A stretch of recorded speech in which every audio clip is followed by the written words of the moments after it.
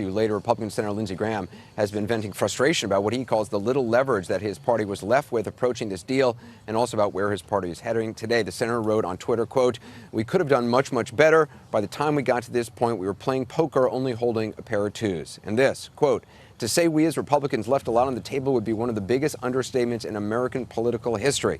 Senator Lindsey Graham joins me now. Quite a tweet there. Well, it's true. I mean, we could have repealed the medical device tax. We could have done a lot of things that would have been good for the country. But by the time we made a deal, we're at 75% disapproval, not a whole lot of leverage when 75% of the people don't like what you're doing. So those polls really had an impact? Well, you can't let 20 or 30 polls cloud your thinking, apparently. Of course they had an 20 or 30 impact. polls. Yeah, of course they had an impact. And to the people on my side who think this turned out to be a good idea, I just think that's not reality. John Boehner said we fought the good fight. Was this a good fight? I love John Boehner, and the thing I like about John is he was trying to bring sanity at the end. It really hurt me to see him not be able to get something out of the House that would have been a lot better than this. But 60% of the American people want to fire every incumbent. My party's at 24%. The president's not doing very well. The Democrats moved the goalpost twice. I can understand general discuss with everybody, and I can understand why we suffered the most. So when Senator Cruz came out today and said, look, not only did we fight the good fight, but we accomplished stuff. We accomplished something. Was anything accomplished in all this? Number one, the debt wasn't affected at all. Obamacare wasn't changed in any real measure. Our numbers went down, and if you think those polls are wrong, you're kidding yourself. The president was AWOL, I thought, during the time of national crisis. Harry Reid kept moving the goalposts when we tried to get a deal. So everybody lost. So I just don't see, if you like this movie, maybe a sequel's being in the mix now for January. If we do this again in January, we all should be just... Well, I mean, is the can just being kicked down the road here? Totally.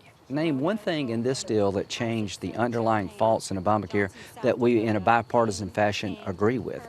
Name one thing in this deal that changed the course of this country becoming Greece over time. But this is the best Mitch could do because we overplayed our hand so badly. By the end, we had just a pair of twos. But it's not about us winning or losing, or the Democrats winning or losing. It's about the country suffering under a dysfunctional system. Our system up here is completely broken, and you get second chances in life very seldom. We'll have a second chance between now and January to prove to the American people the Republican Party can govern and the Congress can address the problems that face us all. Did those who said to their constituents, we're going to defund Obamacare, we're going to delay it, and we're fundraising off it, were they lying? No, I don't know if they were lying. I'm not going to question their motives, but I know it wasn't possible.